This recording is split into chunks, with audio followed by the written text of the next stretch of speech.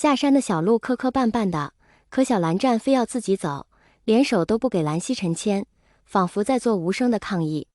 蓝曦臣则紧张地看着他的脚下，生怕他摔倒。他本来是求兄长再等一下下，说不定哥哥很快就回来的，可兄长好像有什么急事似的，硬是要马上下山，并且不容小蓝湛反抗。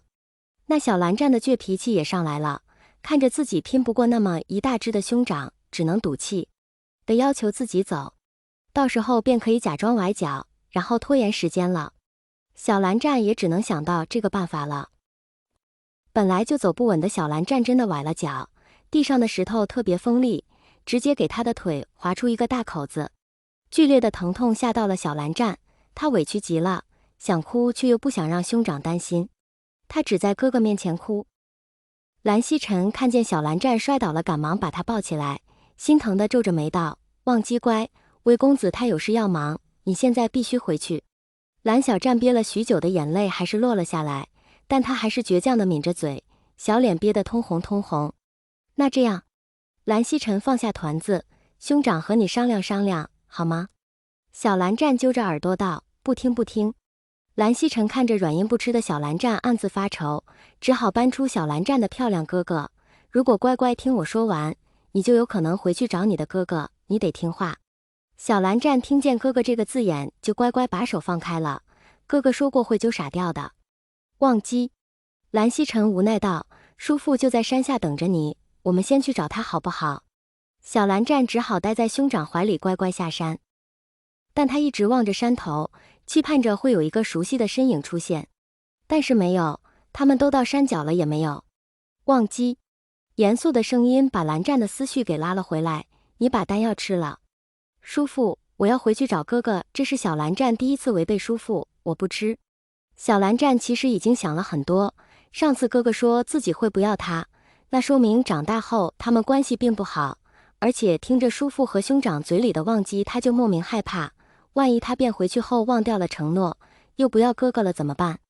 蓝启仁皱了皱眉，厉声呵斥道：“今天你不想吃也得吃，这是助你恢复的药，好不容易寻来的，你莫要胡闹。”小蓝湛被这声呵斥吓到了，埋进蓝曦臣怀里瑟瑟发抖，嘴里却还念叨着不吃药，大有反抗到底的意思。蓝启仁心头一软，放柔了语气道：“忘机，如果你不吃丹药，我们现在立马回姑苏；如果你吃了，等你恢复记忆就自己决定去向。”叔父这算盘倒是打得很精，因为他确信等蓝忘机醒后会选择当他的逢乱必出寒光君，而不是和邪魔外道在一起。蓝小湛还是吃了这药，当他再次睁开眼时，脸色一紧，匆匆忙忙地向叔父行礼，便打算往山上跑。